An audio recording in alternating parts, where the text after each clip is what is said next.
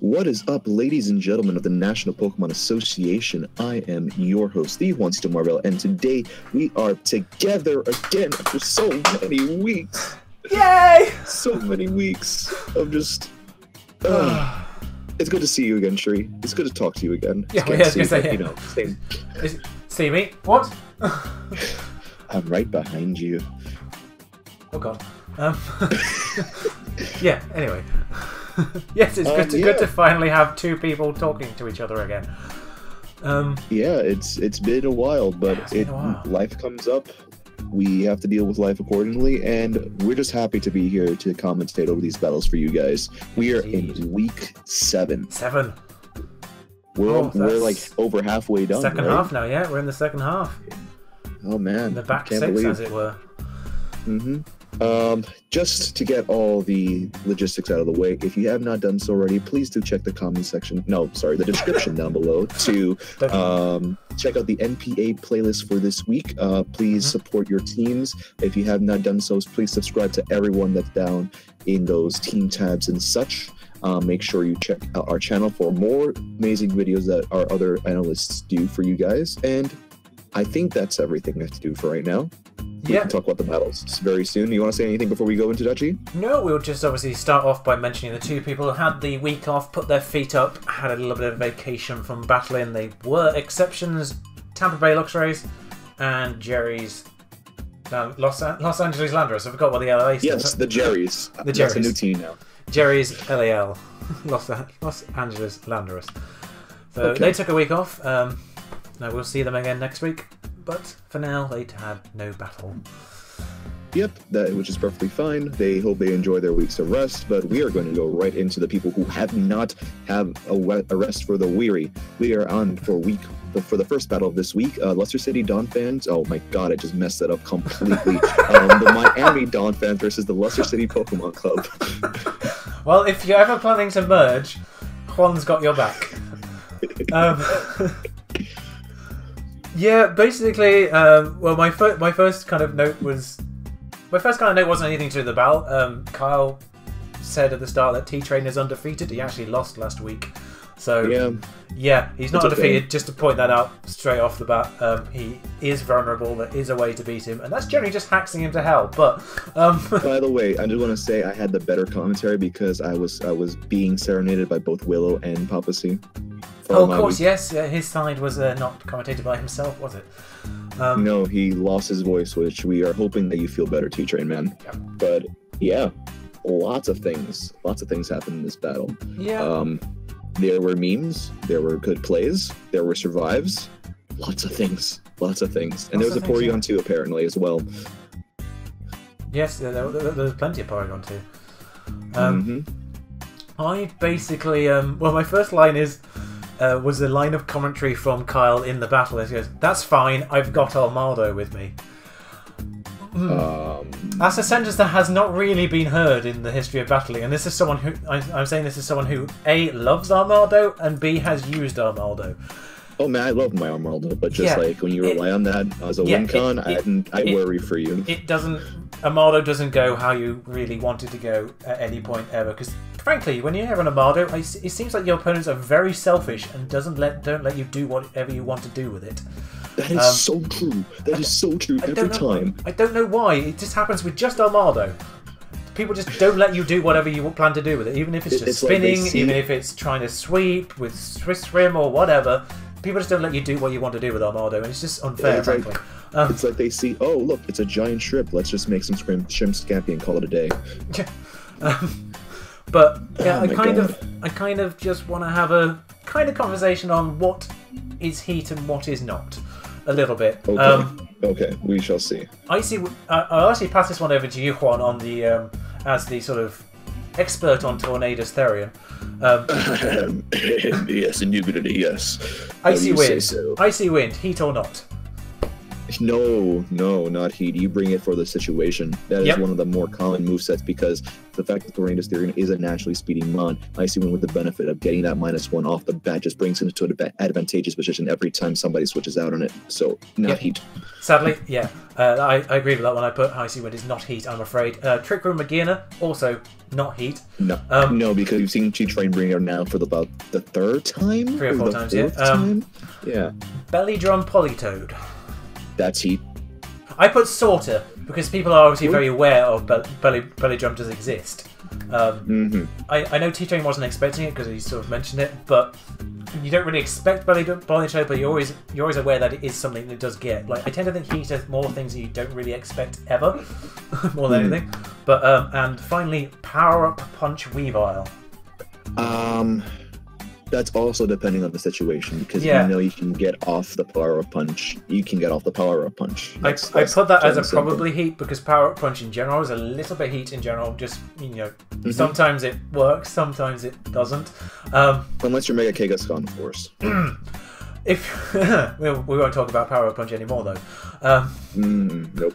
We've been through this enough. How does it always get referenced somehow? But basically my only advice to Kyle in this match is I don't think Kyle played badly at all in any way, shape or form as such. No. My only thing is Cress, I think he kind of needs to really understand the benefits of Cress. You may even call it a sitting duck. Yeah, I don't really feel that Kyle is comfortable with Cresselia at all and doesn't really like how it works. I didn't get a praise for that. Yes. I didn't get a praise for that. I decided just to plow straight on there. And basically my only real note was Carl said I don't really need Tornadus, but even if I switch out even with the regenerator, if I come back in I won't have a lot of health. U-turning would have made a lot more sense than just clicking Hurricane over and over again on his Porygon 2 as he recovers. If you just got out of there, you could have forced him out with something like Primeape while he was recovering because he doesn't want to stay in on Primeape.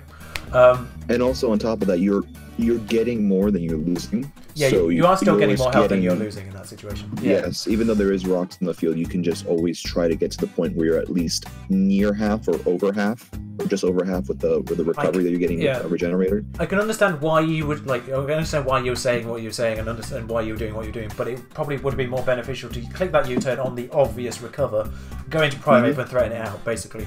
Also, it probably really would have benefited for having knockoff on Tornadus as well. Yeah, just to at least get off. When your opponent has Porygon 2, you need to stack your team with knockoff wherever you can find it, pretty much. Yeah, he had a Sneasel, which existed for a quick second. Yes, there was a Sneasel. But yeah, that's basically it. Basically, I just said you suffer from not having knockoff Torn, because if you got rid of that Eviolite, then Primeape one-shot it, I think. Would have one-shot it. And as you found out towards the end of the battle, when Porygon is at full health, it didn't one-shot with the Eviolite still on it. I'm not sure if that would have helped because I didn't see T-Train's side of things, because I have a suspicion that Manectric was scarfed. I'm actually going to confirm. Can you remember? Was it scarfed? Yes, I'm doing my best to remember, but the fact that everyone who was commentating was also watching it after play, we were unsure about that in just a general sense, but I'm pretty sure T-Train would be aware of the fact that yes, Scarf Manectric does things in this match. So I'm going to say it was a solid yes. Yeah, so I did that as I was saying. So all these things I was sort of saying about Carl, maybe could have played played with that Torn a little bit ended better towards the end. I don't think it would have won in the match because I think Manectric was still scarfed and therefore would have outsped the Primeape, which was scarfed. But it might have just reduced the differential more than anything, because that Manectric would have just come in and killed everything, probably. But curious though, what was the Tornadus set? I don't know. I know. I did see. We did see all the magic. I think it was Fire Move. So. Oh no! Yeah, it was Z Fire Move. But okay, that was going to. It was Heat Wave. Yeah, Heat Wave, Icy Wind, U-turn, and Hurricane. It was a long time since I've seen this battle, so I don't know what his item was. But yeah, it was Hurricane, U-turn. Oh yeah, it was Fire MC, obviously, wasn't it? Yeah, Heat Wave and Icy Wind. So yeah, that was that. But I do want to commend that Tornadus Therian did live a +1 flash cannon. Yes. that then was able to knock it out with the Z heat wave. So yeah, it didn't have any speed. Theory and best mod in the format. It didn't have any speed. That's why it was full bulk, I think. Oh, full bulk. Okay. It was full HP. I think that was basically it. Okay. But that's why it lived. It had no speed investment on it. Okay. Which is why Manetri got sped anyway. So I don't know if it was Scarf because it was for that reason, because he had 0 speed in it. But okay, that's kind of my sort of suspicion a little bit. But yeah, I don't really have anything to say about that match. I don't know if you have anything on it was a very clean side of the match. We all, Willow, C, and I all would agree with that. I would just say that for Kyle's side, make sure you do bring the knockout, because then you won't have an incident like you have in the last few turns of the match, where you just don't know how to kill a Pori onto you as it recovers on your face and try attacks whenever it can. Basically, yeah. The only way that was really going to work if you got the confusion. But that was about it. That was about it. I think we can move on, to be honest. I keep looking at these notes down below. Fair enough. We're going to go into now the Minnesota Vikavolt versus the Hampshire Haunters. 3-0 win to A-Drive. A-Drive decided to bring Gudra, Infernape, Necrozma, Crocodile, GalGalGi, and Vaporeon, while the Haunters decided to bring Manaphy, Mienshao, Miltank, Volcanion, Durant, and Crobat. I almost said Manafi, which is... Sorry, very Spanish. Just to quickly get back, T-Train 1-3-0, by the way, as did Dan. Here, so it was 3-0 to T-Train last match, 3-0 to Dan this match. I literally, my first line of notes on this is I honestly don't have much to say about this match. Dan bought DeGouge, Goffy's brought 0 switch-ins into Dracomedia. That's basically it. Very much so. I did not see Durant fall that fast in a while. Just Draco, boom, dead. So yeah, you can add Durant to the list of things you don't want to be switching into a Draco Meteor. Nope. You see, got like Mega Absol, Durant. That's a joke. Okay. Going on to that, I actually did. I'm pretty sure this is the second time Dan brought SESvPIT Gudra, just to absorb and get a free switch in, or is this his first week? I remember somebody bringing it was it was a couple of weeks ago. It was against the something that had Spore, so it would be the Immungus team. Okay, true. Okay. I can't remember who has the Immungus, but it's the Immungus team. But yeah, I feel like that was a very good play that he was very proactive on just the grass stab and abusing the fact that he can get a free switch in every time. What had the grass? For some reason I'm going to say. I don't know. I just remember seeing a proc go off of SESvPIT. I wrote it down on my notes. I didn't see that, to be honest, because I can't see anything on team that actually has grass. Manaphy, does that have grass? Yeah, I guess Energy Ball. That might be it then. That's probably it then. Don't know what you would use. Oh, Vaporeon. Yeah, you probably would use Energy Ball against the Vaporeon and then Gudra switches in. That'll be what it is. Okay, solved that one. Figure it out on the fly. I have a questionable steam eruption towards the end from Goffy's, considering Vaporeon still exists. He said it himself that he just decided to play a lot more riskier when the battle went to the end game. Also, Chi. Yes. What week are we in? By the way, 7. We're in week 7. How many times have we mentioned to the coaches about items? Oh. Why? What happened? How many times? We say check in once every week. Did not check that he had a Z crystal on Volcanion. Oh dear. It's a little. It happens. It happens, but like we're in week 7, and the NPA is not. I would say one of those leagues that you can just say on the side, "Oh, I messed up. It's okay." NPA is with serious players. Yeah. You can't just wing it from there. So Goffy, just make sure you're proactive on your checking your mons, please. Besides checking for EV spreads and moves, you need to make sure your items on there, especially with the Z crystal. They don't trade over. They don't trade over. They don't trade over.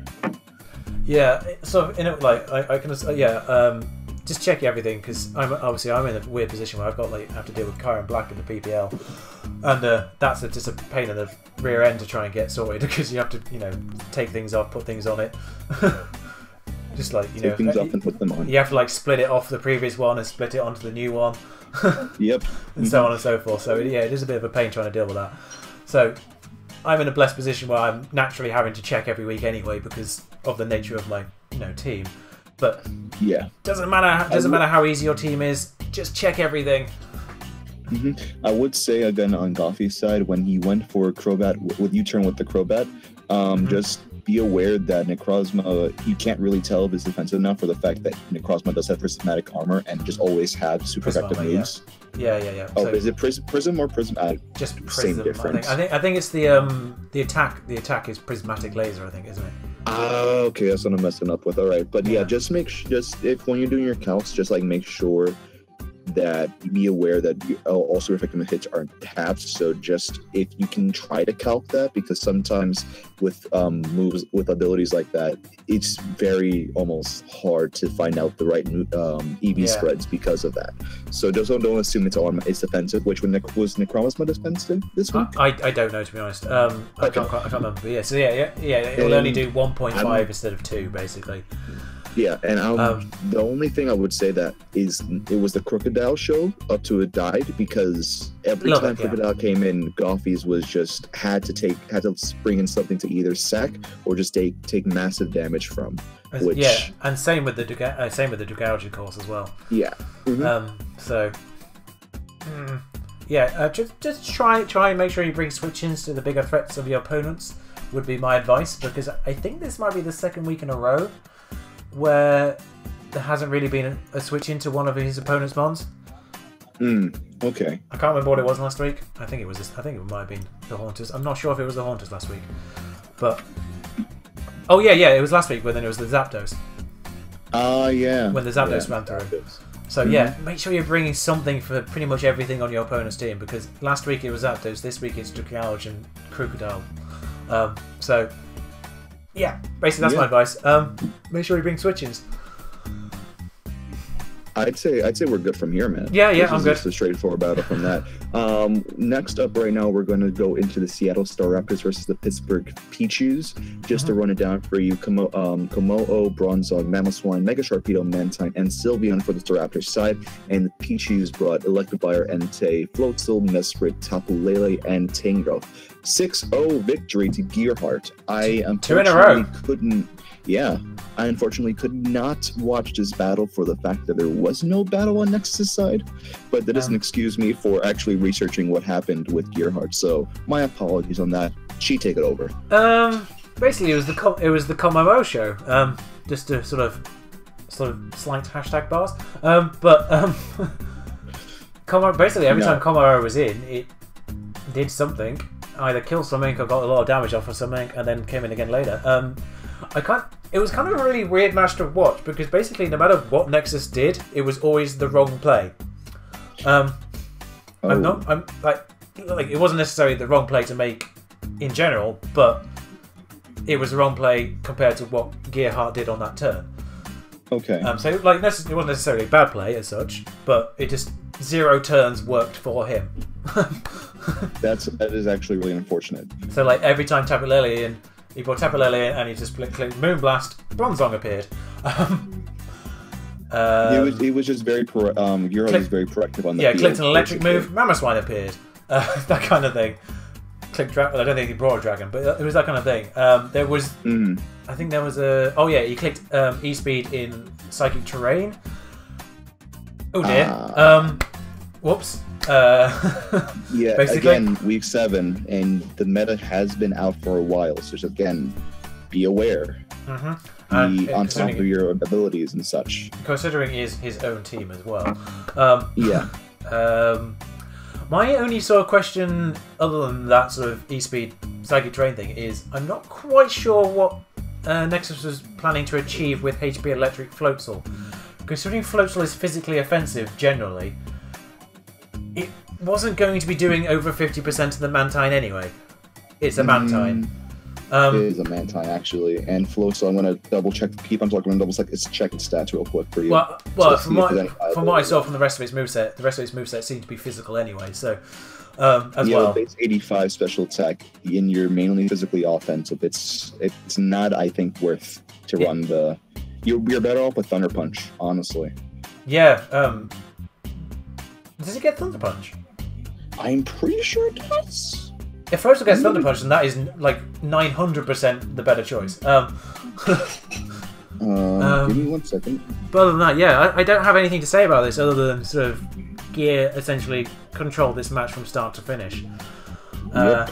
There wasn't.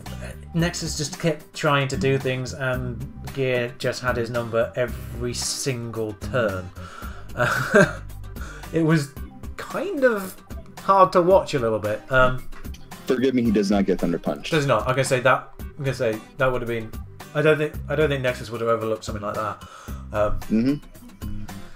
But I have literally nothing to say on that, to be honest. So apologies for the slightly shorter rundown of your match there, Gear and Nexus. But well done, another 6-0. That's I think you said that's the third 6-0 in Raptors history, and that's that's now 2 in a row here. So I wonder who you played next week, because they should be slightly scared.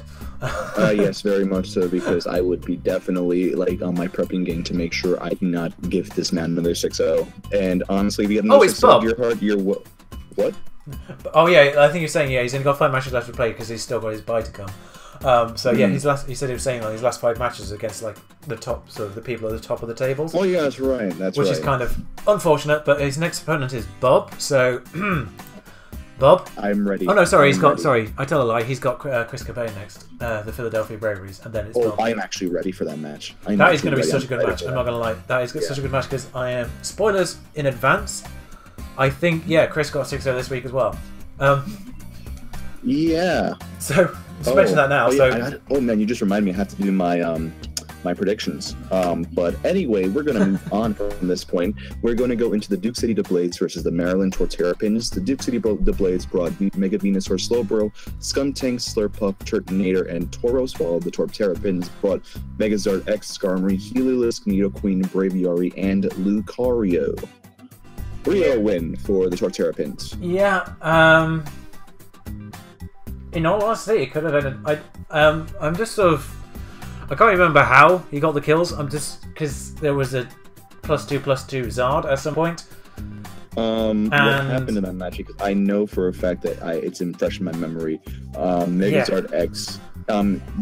Skylar got the Unburden boost. He did get the Unburden boost. Yeah, he did. I'm generally very, very surprised that ended up a 3-0, considering he got to +2/+2 Zard at some point in that match after Slowbro went down. So it was a legitimate mistake from Kelly that he even said, "I completely forgot that Slurpuff got Unburden." People will do that every time. And I was unable to outspeed it even at +2. So things happen. We admit him. Move on. Yep. But still, it was a 3-0 victory. And from there, yes. Oh, okay. I do have however, because I think Slowbro was the first death. The commentary that came alongside that Slowbro dying was, I kind of feel like Slowbro does nothing in this match, considering the matchup. Right, okay, first off, he has a Nidoqueen.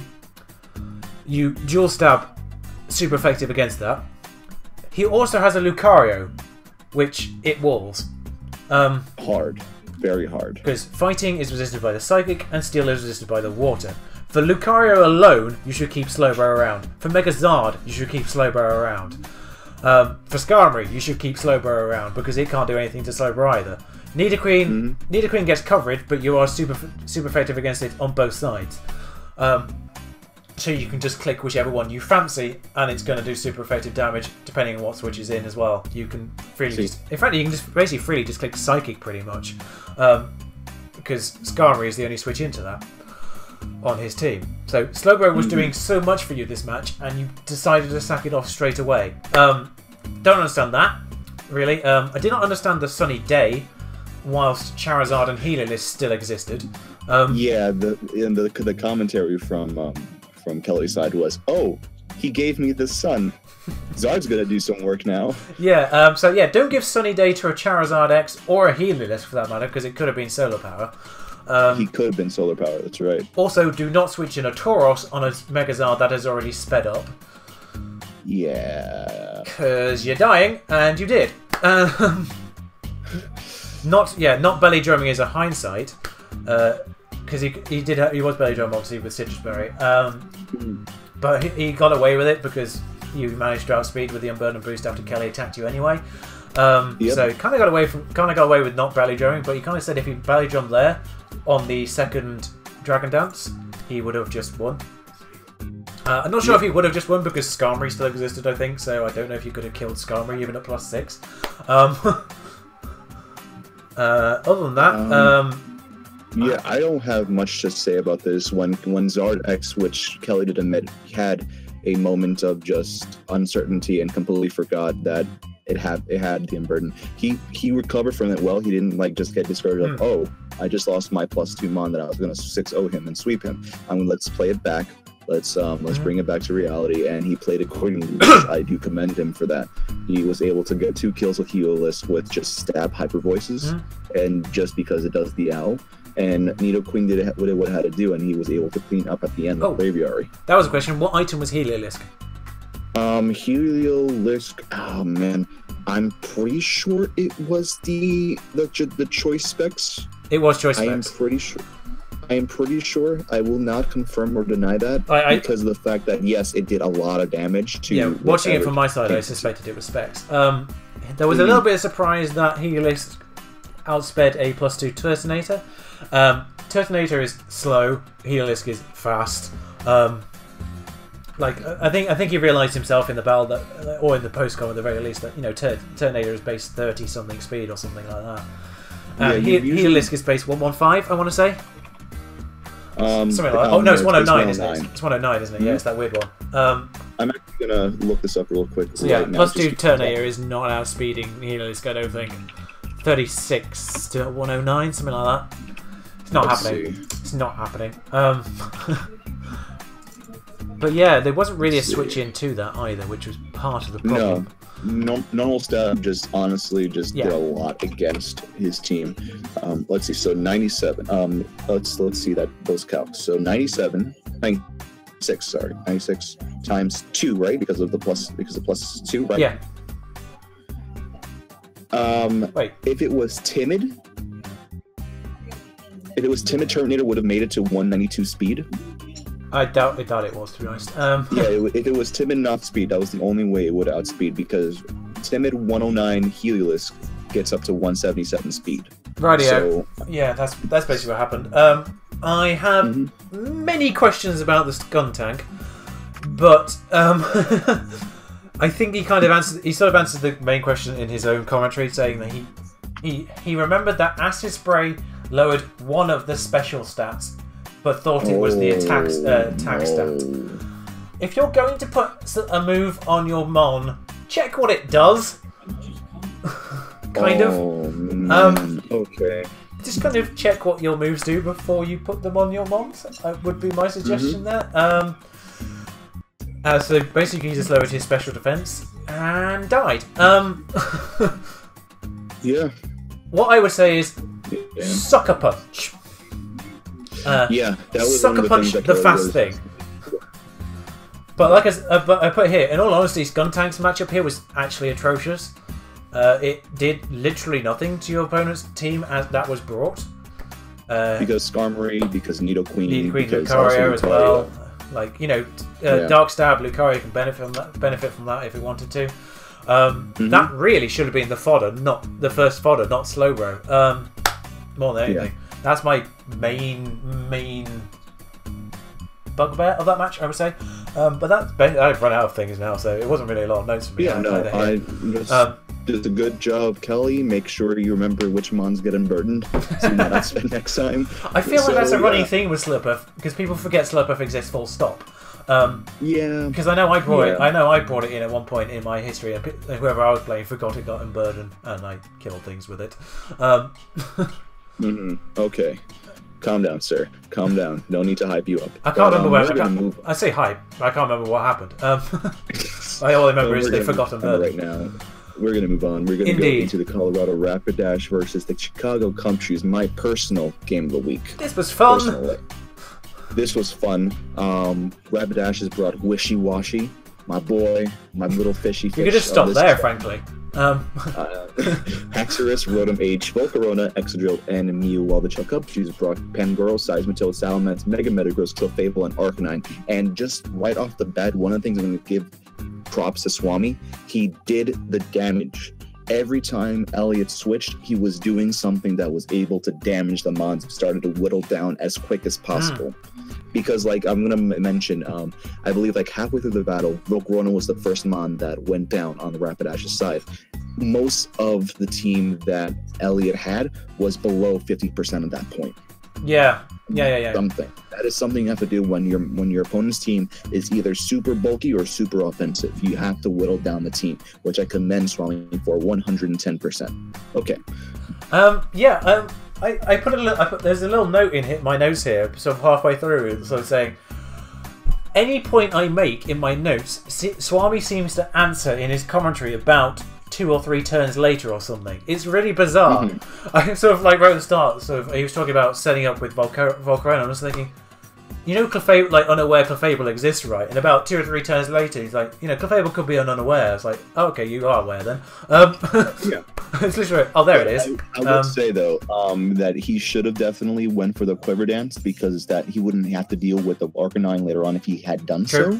That's the thing. But then you could deal with the unaware COLvCHI accordingly later on in the game. So yeah, it's sort of like there was a sort of line saying, it's sort of as Swami said, sort of, we kind of have to expose that we're running Giga Drain like this early, and like, you should be running Giga Drain. He has a Seismitoad. Yes, that shouldn't really be surprising, to be honest, to your opponent that you're running Giga Drain. So it wasn't really a surprise that you're exposing it that early. You should have it, because you know, Seismitoad. Honestly, yeah, because every time that you see a quad weak monkey, make sure like you have Ice Beam on your Wishy Washy 4 set Salamence that was quad weak. You always make sure you bring something that's going to deal those offensive. And let's talk about Wishy Washy for a second. Now that I brought it up. Yeah, I think we can do. I think we can do. Just a monster. The fact that it did 30% to a Mega Metagross with an Ice Beam.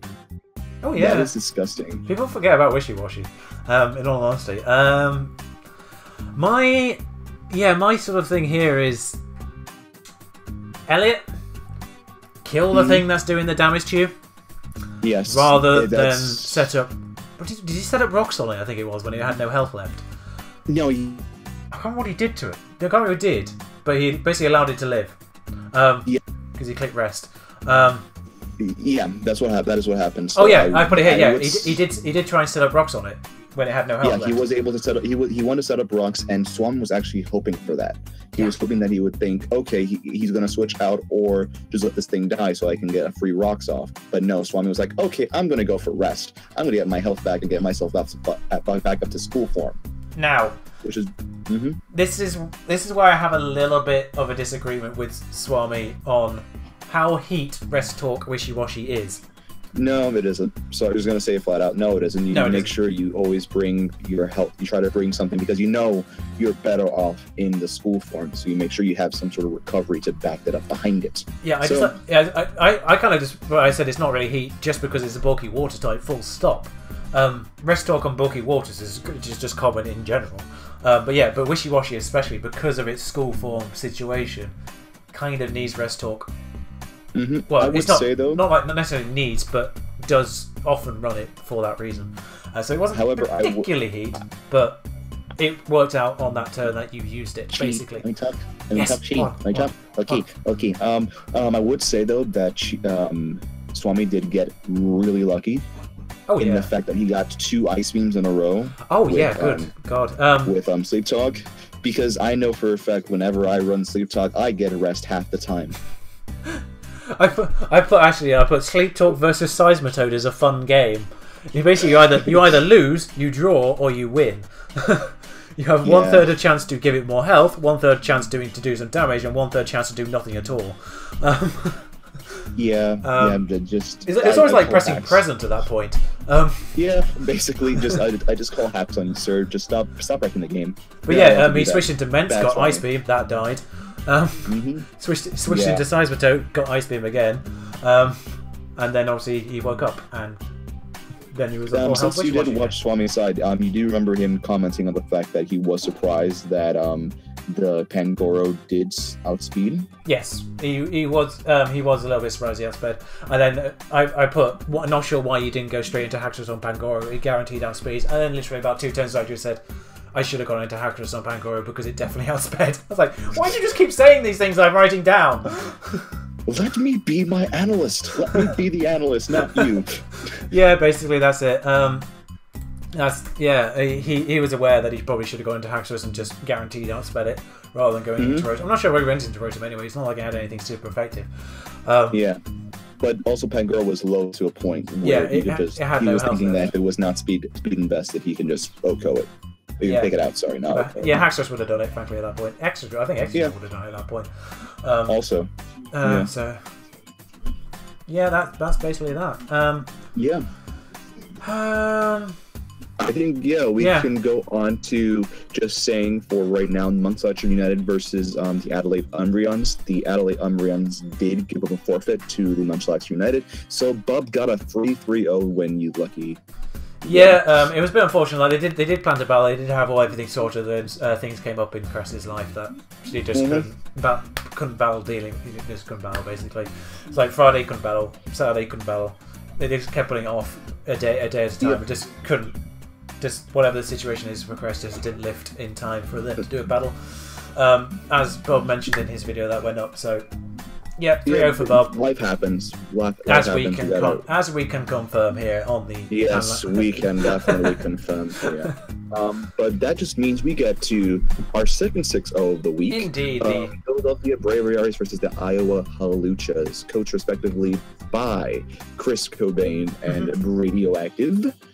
Can I go first? You may go first. I just want to run down the teams real quick. Braviaries brought Kofa Grigas, Empoleon, Mega Scissor, Thundurus, Therian, Dugtrio, and Primarina. And the Hawluchas brought Keldeo, Ludicolo, Nihilego, Pelipper, Registeel, and Thundurus Incarnate.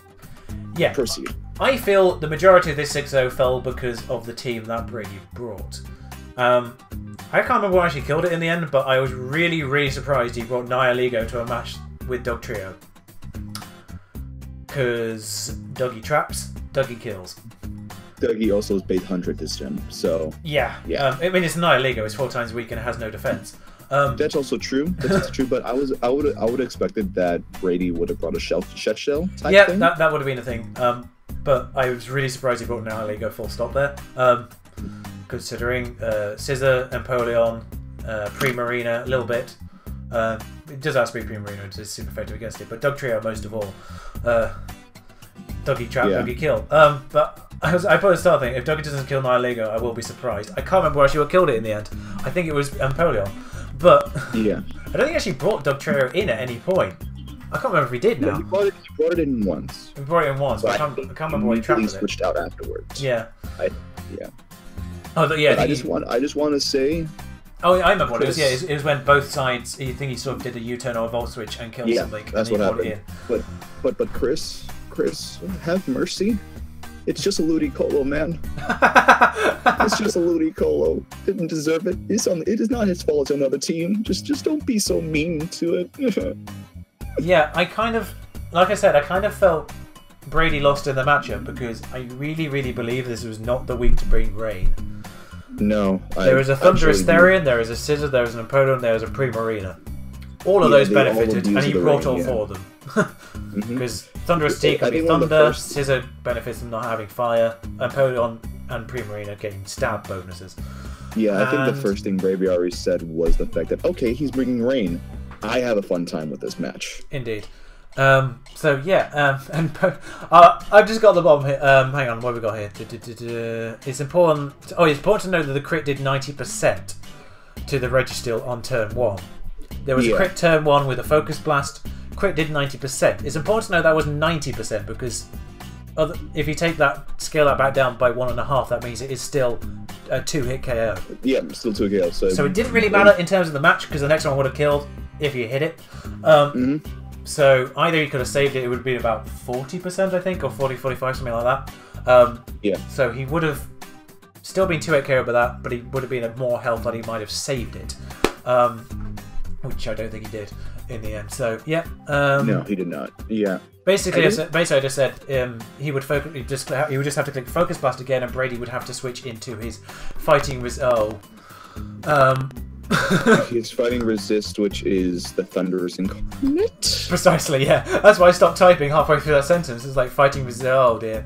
Pelipper doesn't count because it's a Pelipper against an electric type.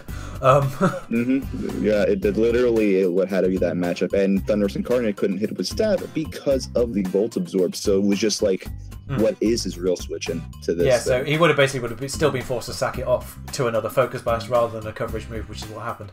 Oh, that's when he did the Volt Switch, wasn't it? Yeah, and he brought in and I don't have much to say except the fact that good job on the end game. Yeah, a little bit. Making sure that you secured yourself with COLvCHI. Hang on, I'm trying to read the rest of my notes here. No reason not to rock me versus Thundy T. Oh yeah, I think he clicked Sludge Wave on against the Thunderous T or something. Don't know why. He was, and then he switched in Empoleon. Yeah, don't know why. There's no reason not to take a rock move if you had one. Because it's a Thunderous T and it's weak to rock moves. And the rest because of the team, either you're doing neutral or resist and you're getting off damage. That's, at least you're getting that's some the damage. game with that, yeah. I've got Giga Drain. What had Giga Drain? Okay, I know this split because it's still scarring me to this day. Oh, is it the Ludicolo? It was the Ludicolo, and he was Mega Scizor in on the Ludicolo, and oh yeah, he clicked Giga Drain against stayed in. Yeah, instead of hitting with a Scald. Yeah, I thought that there was no reason not to U-turn there because he would be slower than you, I think. Yeah. So even if he was predicting he was going to Keldeo, there was no reason for him not to U-turn because he's still slower. Or Primarine, yeah. Just something that would be able to take that, but still just Scald. Just don't click Giga Drain, even though you know you're not going to live it. I learned something in this match. I learned that Pelipper is slower than Napoleon. Basically. And then I've just got Empoleon, my man, and Kofo Gregor's my man at the end of my notes. Yeah. I love both of those mons, and both of those mons did things, and I'm very, very happy. As a result, Never-Ending Nightmare. That was a +2 nasty plot behind it. That was something. That was something to watch. Honestly, well played with Chris. Honestly, but I was most of all though the Empoleon. I love Empoleon as a mon. I don't at me, but you know what? I do too. As much as Torterra is my favorite 4th-gen starter, I still love my Empoleon. Empoleon is awesome. Yes. And so I think Empoleon is unfairly underrated in League format. Still. Yeah. But anyway, we have yet to besides this match we have yet to see Empoleon actually do things other than defog and stealth rock. Hey, excuse me. I had source down to Aquajet. Anyway, we are going to go on to the New York Klinks versus the Orlando Magikarp. New York Klinks brought Clawitzer, sorry, the W is not pronounced, Jirachi, Zapdos, Gligar, Blastoise, and Blaziken, while the Magikarps brought Pyroar, Dragonite, Gardevoir, Alakazam, Scolipede, and Mandibuzz. It says it does say Manadibuzz on the sheet. I forgot about that. Manadibuzz. This was a roller coaster of emotions. Yeah, the start of this match from the Klink side was just hilarious. I don't know if Specs did the same thing, but I doubt you watched that side of it. But there were 2 restarts for this match. No, I did not watch. He just went straight into the game. Ah, yes. The first time round, he had a level 100 Aerodactyl. Because I think they set it up on no conditions. So he clicked the first time round. He clicked. He clicked the earthquake against the Clawitzer, and Papa was just like, "Why did that kill? Why did that just straight up kill me? That should have done about 50-60%. Why did that kill?"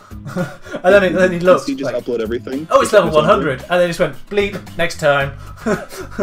And they restarted, and then they got a crit or something, or a freeze. I think it got a crit or a freeze, and then they had to restart again. Oh no, he clicked the wrong. He clicked the wrong move. That was on the C side just to make sure what happened in those. Just to watch him laugh at that. He clicked the wrong move. He clicked the wrong move on the restart, so he had to restart again. So 3rd time the charm, and I would just say the first point to note is last week you got 5 kills with Zapdos. Sacking Zapdos to find out that Gardevoir was scarfed was not a good idea. Nope. And yeah. That's basically the main note I have for this. And then only is, oh, if only you had Earthquake on Gligar.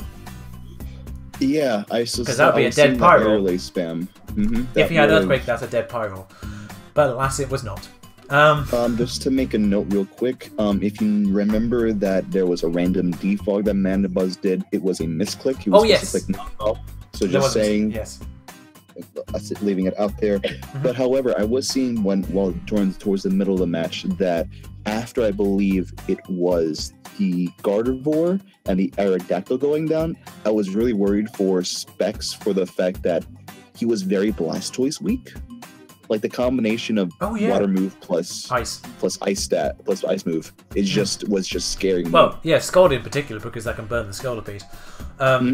So yeah, good point. But don't look Rye, but Pyro did things. Just keep your. We don't. Did Rye doesn't watch this, right? No, I hope not, because Pyro did things. No. Let's not link him this video at all. But anywho, what else do I have here? COLvCHI randomly living the Gigavolt Havoc. That was again a roller coaster of emotions. Yeah, lived on 2, by the way. Lived on 2. 2 was it? Yeah. I do agree that he was, because like you said, Gligar didn't have any moves per se to take on the Dragonite. It was good that it was smart that he was setting up to that point. But then what killed it? Blaziken, Focus Sash Blaziken was really, really well played. Yeah, Sash Blaziken was a great idea. Just basically, the Sash Blaziken would have been perfect, but he just had to use it on the wrong thing. He really wanted to use it against the Pyro. But then Dragonite came in and set up, and then he had to use it against the Dragonite, therefore burning the Sash, and that allowed Pyro to win, basically. Yep. But if only it was Earthquake Gligar. If only it would have been a different story. But yeah, that's basically that. I was genuinely surprised. I was very happy for Specs that it turned around like that. It just, again, roller coaster emotions of the fact that is he going to land every single Fire Blast in progression. Oh yeah, he kept saying he kept missing the Fire Blast on the turns he didn't need to miss them or something. It's like, no, I didn't want you to miss there. However, I do feel for Specs because now every time he sees an Ice Beam on his Manabuzz, he paranoids himself like, please no freeze. Every single time. I've noticed now. It's Specs secretly Raikou. In this league, apparently, he Pyro and scared of freezes. Yep, I would note that for sure. But very well played for Specs. He was able to bring it back after looking pretty grim mid game. So I would definitely commend him for that. And indeed. We shall go on to the next match, which is the New Orleans Pelipers versus the Seattle Sea Kings, coached by John and Jodor, respectively. Indeed. I unfortunately was able to watch this match, so I'm just going to run down the teams and pass it over to you. We have on the Pelipers side Escavalier, Tapu Fini, Sandslash, Raikou, Noivern, and Victini, and the Seattle Sea Kings side we have Mega Sableye, Landorus, Therian, Togekiss, Metagross, not Metagross. Just Metagross, yeah. Cryogonal, and Hitmonlee. My notes. I'll just literally read them out as I've typed them. What even? HP Ice Lando, Poisonium Z, Hitmonlee, Explosion, Metagross. I have put... That sounds like a legitimate set. Yeah, I do have... Though the Explosion was slightly questionable timing, because he clicked Explosion Metagross and John switched into Sandslash, which lived it. Okay. So it was slightly questionable, but I suppose it did bring it down to a range that something else could finish it off. And I think that was kind of his plan at that point, just trying to get everything low enough for something to finish them all off.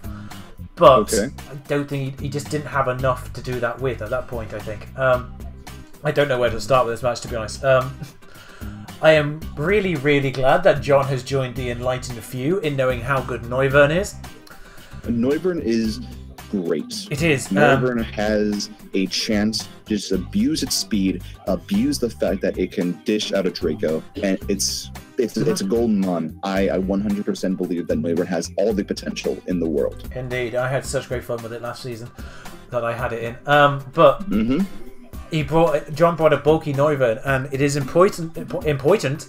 It's important. First of all, you said bulky Noivern. Hello. Yeah, it's important to note that Noivern has exactly the same defensive stats as Crobat.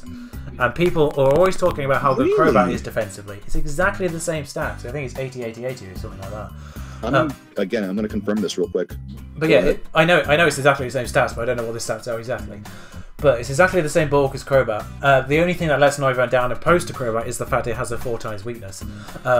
That's the only reason why people seem to forget that it's just as bulky as Crobat. But yeah, locking into Shadow... I think my only real criticism of this match, other than maybe the slightly early Metagross Explosion, is locking yourself into Shadow Ball after Metagross Explosion with your Togekiss. Fair is neutral or super effective on everything else that remains, but you are Scarf Togekiss. Air Slash, just use your skill with Air Slash to win from there at that point. But that's so mean, though. I know it's not a nice thing to do. And technically, don't promote certain grades. Technically, Shadow Ball would do more, but Air Slash gives you the chance to flinches. I know obviously Raikou was still around at that point. So yeah, the Air Slashes won't be doing anything against Raikou, but it would essentially force him to go into it more than anything. And just as a quick PSA, Chi is correct. Both have the same stats, so bulky Noivern is viable. I know. It's such a good thing, especially whether you can slap Super Fang on it as well. It does great things. Yeah, it's great. It honestly is great as a supportive mon, I would say. Yeah, it's a bulky mon which has access to Draco Meteor. So Super Fang Draco does tend to finish things. And plus, it's one of those mons, like you're again comparing with Crobat, it really doesn't need the speed. No. 121 is that? It's like 123, I think. I think it's the same. Yeah, it's 123, same as Tornti. So yeah. Tornti's 121, isn't it? But yeah. No. Hon, this is your mon. You should not get getting that wrong. Go on, Chi. Go ahead. I've run out of things to say, so you're stuck now. Okay. But no, yeah, there was a HPI Landorus. I assume that was for the Noivern, specifically more than anything. You used it on the Sandslash as well, which was interesting. But I think it was really there for the Noivern more than anything as well, because it had that. I would figure, yeah. The Poisonium Z Hitmonlee jump was just it was obviously Hitmonlee versus Tapu Fini. It's just saw the Poison Z move. It's just like, oh god, no. It didn't kill it, but it didn't. No, Tapu Fini's a monster, man. but Tapu Fini's just monstrous. It lived on, I think, red or very low yellow. So, and obviously then killed with Moonblast. So. Okay, yeah. Awkward, a little bit, but yeah, it was incredibly fun to watch. But it was more just fun from the confusion, even in the post-com from John. The confusion just bled into the post-commentary for John as well, let alone the live com, which we didn't see from John's side of things. But yeah, probably he was still confused, however many hours later with the post-com. Which was quite amusing to watch. In that case, since we're just now rambling about John's we can move on. We can just go on with the Waterloo Sawsbugs versus the United Kinglers, coached respectively by Old School Sin, and Professor Willow, respectively. Sin brought Hydreigon, Mimikyu, Magnezone, Tapu Bulu, Chandelure, and Yanimanga, and United Kinglers brought Latios, Diggersby, Blade, Rotom Cut, Regirock, and Alomomola. Let me go first, please. I've actually got strangely little for this. You have little? Yes, surprisingly. Okay, we're just going to go into that really quickly then. I just would say that Willow, you should go definitely with your gut reaction whenever you feel like something's going to happen, because your gut reaction is always the best option. My only concern with Sin's side of, did he not know that Regirock get Drain Punch? Probably not. I can't remember. Because Sin switches into Magnezone as Willow goes for the Drain Punch on the Hydreigon that was already in front of it. So that was just my concern of. Fine coverage. I don't think so. No. He just sort of just clicked. I think I seem to remember the commentary at that point is oh wow, he predicted me there. So something like that. So I'm guessing he might have known, but at the same time he was surprised that he predicted him a little bit. So I'm not sure. I'm not sure how much of that surprise is unknowing that he got fighting stuff, or not. Again, just on purely Willow's side, why did you switch Yanmega onto Rotom Cut? That's my only thing. I have no answer to that. I have no answer to that too either. I remember the commentary at that point. He's just saying, I don't know. I think he did it slightly too quick or slightly by accident. Like, he did it deliberately, but he immediately regretted it. It's like, oh god, no, I'm just going to die to a volt switch. I think it's switched in because I'm just going to die to a volt switch here, aren't I? Because I'm going to take 50% from ROCs and then I'm just dying.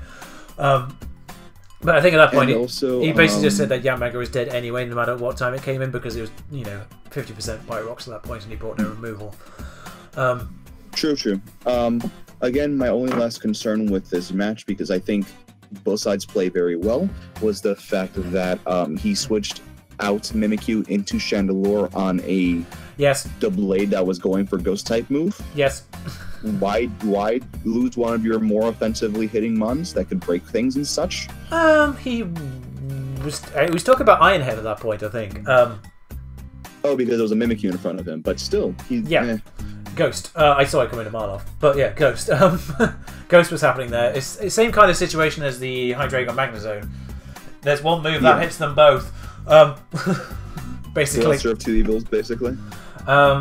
Yeah, I have my notes are fairly slim actually, surprisingly, for the first time in like 7 weeks. It's like, oh wow, I put essentially first term, it's like, oh wow, that did a lot in regards to counter.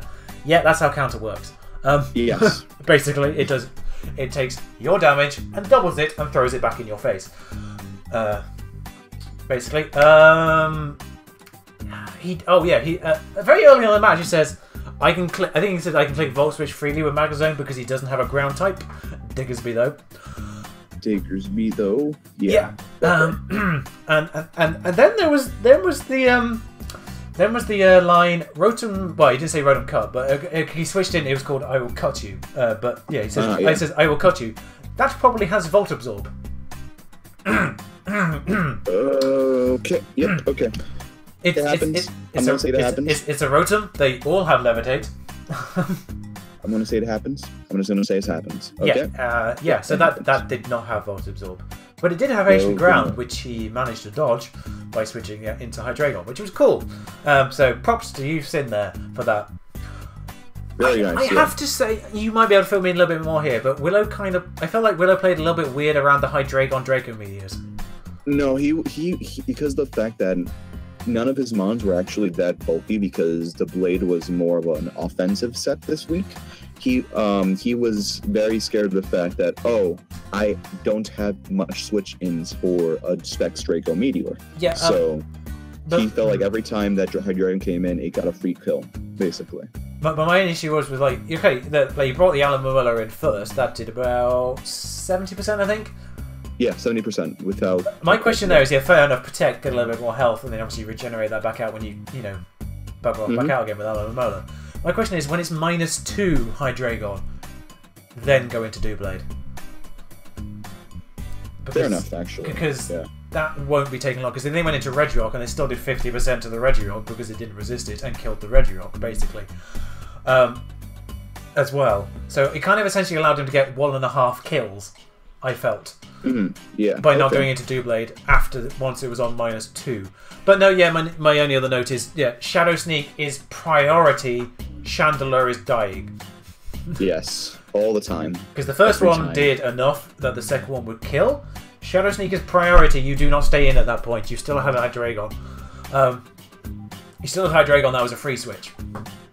Basically. And then towards the end, when it was going a lot more towards Willow, the momentum had completely gone into Willow's favour with Diggersby. Basically, every time Diggersby came in, it was going to do something towards the end. Yeah. Willow, Sin kept just saying, "This is fine," and all I was seeing was the meme. This the dog. All I was seeing was the dog in the fire. Every time, it was because it was exactly the wording. This is fine. This is fine. This is fine. Because I could just see it slipping away from him at that point, just because every time Diggersby came in, it could just click a move and kill something, probably, if it wanted to. But it kept clicking U-turn. I knew it was Scarf because it just kept clicking U-turn as well. Because Sin wasn't sure if it was Scarf, but the fact it kept clicking U-turn kind of was alarm bells that it was Scarfed. And yeah, it was Scarfed and outsped, so dead Hydreigon. Okay. we get to... So yeah, that was a 2-0 2-0 though. the King. It was a good match, in fairness. It was a good match. It wasn't really a lot. It wasn't really a lot wrong with it, other than those sort of 3 things I've mentioned. Yep. So yeah, now we get to move on to the last and probably, in terms of our recap, most important match. Yes, actually. We are talking about the Free Stakes Tora Cats versus Good Lord, we're not having good time with words today. No, we're not. Let's try that again. The last match, which is Free State Tora Cats versus the Rochester Ride-Ons, coached respectively by Duncan Knee-Deep and Big Pum Gaming. Yep. The Tora Cats brought Terrakion, Lantern, Garchomp, Kartana, Togetic, and Alakazam, while the Ride-Ons brought Tornadus, Mega Blastoise, Kira Black, Fortress, Galvantula, and Spiritomb. Yes, this was a 2-0 to the Tora Cats, but there is an asterisk on that we will get to at the end of this sort of... We're just going to talk about the match first, and then there is a statement regarding this that we will follow on at the end of our analysis for this. Yes. I have very little to talk about the actual match itself. No, it was a very clean match, I've got, firstly, that Tornadus was played to perfection. Yes. He 100% baited Duncan into believing he wasn't carrying Hidden Power Ice, which is fantastic because he made Duncan feel safe with Garchomp against Tornadus, and then bam, HP Ice pops out about the 3rd time they faced off, and it died. Yeah. I felt the Spiritomb play was a little bit dodgy, but I can see the logic why he switched it in. Because obviously the reason Psychic said, or whatever. Yeah, to be fair, I remember Pump say that he was able to live 2 with the Roselia Belly. The fact that he got the crit made him unable to live the second one. Yeah, indeed. He was specifically calculating that he was prepared for Spiritomb to take out whatever was the mon that was going for. I think it was Alakazam that was going for Dazzling Gleam. Yes, right? it was. It was a yeah, so he was 100% prepared for the Dazzling Gleam. He was 100% sure that he was going to live 2 to be able to take it out with the stab, whatever he did. But since Dazzling Gleam got a crit, he was unable to live the second one. So that was that logic behind that. Now we get to talk about that ending, though. Because there wasn't really much else to talk about that match in general. The Fortress, other than the Fortress just keep coming in on the Kartana's Leaf Blade. Like, Duncan kept wanting to predict the Fortress, and he kept predicting that maybe he wouldn't go Fortress this time, and he did every time. But other than that, it was kind of like the reverse of the Xatu situation a few weeks ago. Now talk about that ending. So we have Togetic versus Kyron Black, I believe. Yes. So Togetic is just clicking Ancient Power. By the way, fun fact, I don't know if you were actually aware of this at the time, but Duncan didn't even intend to have Baton Pass in this match. Really? He wanted... His original plan was Thunder Wave. Oh, okay. Boy, did that mistake work out for him in the end. Basically. So he clicked Ancient Power against the Kyron Black. Obviously, that's doing some damage to the Kyron Black. Kyron Black had Substitutes up as well. But he got the boosts once, and that sort of allowed him to be taking Ice Beams. So once he got was the big thing. He was able to take the step Ice type moves that he wouldn't be originally taking, just like living on Slivers to the point that he can roost up to be in a favorable position. So once he got the +1 on once he got the universal boost from the Ancient Power, he was gaining about 25 health per roost, essentially, with the Ice Beams coming back in again. And then the Kyron goes for the Free Shock, which was the reason which it had because of Sub-Zero Slammer earlier on. So he clicks Free Shock, that's 2 turns. He gets cover a little bit more, defog the rocks away in that time as well. So Kartana kept its Sash, which was also important. And then he missed the Free Shock. Yep. Which was frankly a little bit heartbreaking because it's 90% accurate, and Duncan at the end was completely magnanimous about it. I was just saying 9 times out of 10 I lose that match, because he got the 1 out of 10 and he missed the Free Shock, and then he got another Ancient Power boost as he killed the Kyron. At that moment, an alternate universe was made from when he actually hit the Free Shock, so multiverse theory is working on its fans right now. So my only thing is at the end here, I'm not actually 100% certain how necessary the Baton Pass actually was. I don't think so, because it was a very closed game after that. Yeah, I think Pum had like 2 or 3 months left after the Kyron Black, and the 2 months were just heavily scared of the Kartana? Yeah, basically the GalVanture had no health at that point anyway. Tornadus Eye was weak to weak to the Ancient Power anyway, so he couldn't bring that in. So even if he didn't baton pass out into the Kartana, Fortress is the only thing that could sort of take it on at that point, and I'm not sure if it basically all relies on how well Fortress takes a +2 Ancient Power. Yeah. Because if he can take 2, then he would have to baton pass into Kartana anyway later on, because he only had 4 Ancient Powers left. Okay. Once Karan Black went down. So if Fortress gets 2-hit KO'd by Ancient Power, Tornadus gets 1 shot, obviously, because it's +2 Ancient Power at that point. And then GalVanture had no health left anyway. So it doesn't matter if he ran out of Ancient Powers at that point, Kartana finishes it off.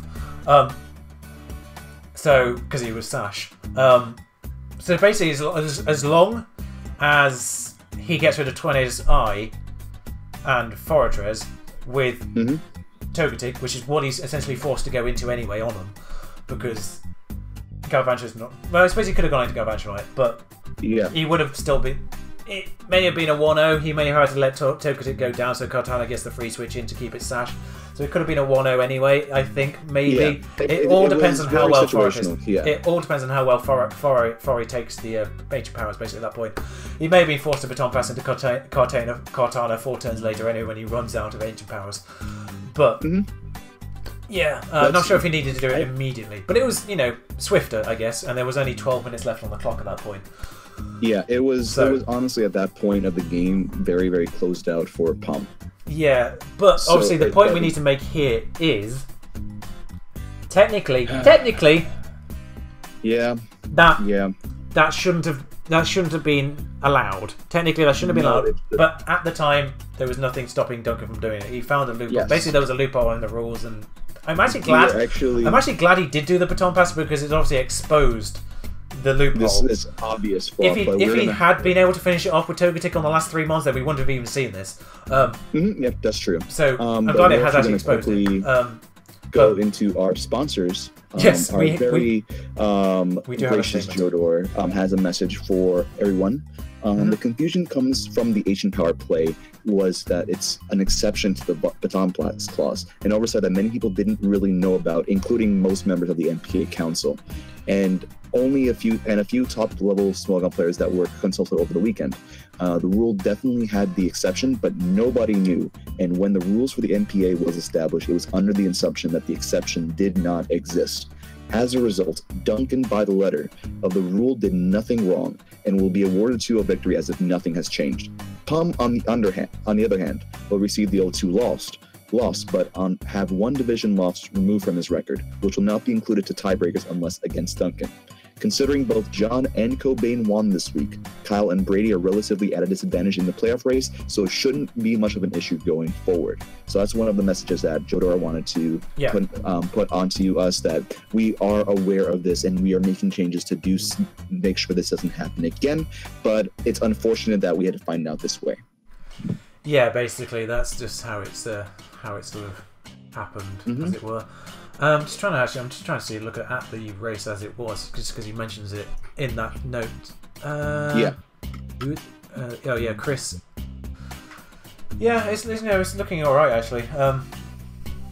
Because John, we've got Chris is first in red, Pom is second in red, and John is third in red at the moment. Yeah. So. Yeah, there is a bit of a gap as it looks like, because Chris is 5-1, Pum is 4-2, and John is 5-2 at this point. So there we are. There is a bit of a gap at that point anyway to the others. All the other ones are 2 wins, 3 losses, 2 wins, 4 losses. So there is a bit of a gap. So it probably won't come into it probably might not come into play later on, but it could do. But all that means is basically, in terms of tiebreakers in the red division, Pum has 1 taken off.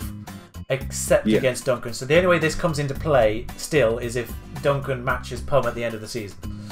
Yeah. Duncan still has the advantage over Pum at the end of the season, because the tiebreaker reduction loss does not account against Duncan. That's basically it.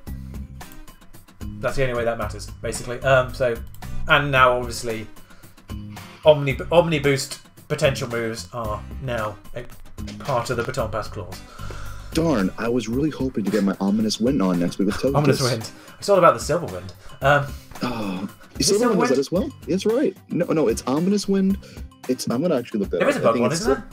There's a bug one that does the plus. I think it's Silverwind, isn't it? I will double check that right now with you. Silverwind may also raise all these stats. Yes, so there is Ominous Wind, Silverwind, and Ancient Power. Those three. Now, none of those can be baton passed. Yep. There we are then. I think we're done. I believe we are. And we are only at 1 hour and 10 minutes. Oh, well, what madness is this? Yes. Oh my lord. Hour and 10 minutes with 2 people and a statement to make. Yes. But yeah, guys, we will be seeing you guys next week for week 8. If you guys did enjoy this video and commentary with the both of us, please do leave a like and comment down below in the comment section, just giving your thoughts on things that happened this week, and if you love that both of us are here again. Coaches, of course, as usual, if you have any concerns that we have made during this commentary, please do leave some in the comment section so we can address it accordingly and maybe ask for your forgiveness later. But anyway, I think we are going to wrap it up here. Chi, any last comments to say? No, just obviously shout out to WishyWashy and COLvCHI this week. Oh yeah, that's right. We need to go over that. That's really it though. They're the only two with sort of more than 3 kills. No, there's one more with 4. Pyro. Oh, Pyro. Oh, and technically Katana as well, but that's asterisked. A little bit. But anyway, thank you guys for watching, and we will catch you guys next week for week 8 of the NPA. Yeah, we're in the final stretch now, a little bit. All right, man. All right, I'll catch you guys later. See you. Have a good one. Ta-ra.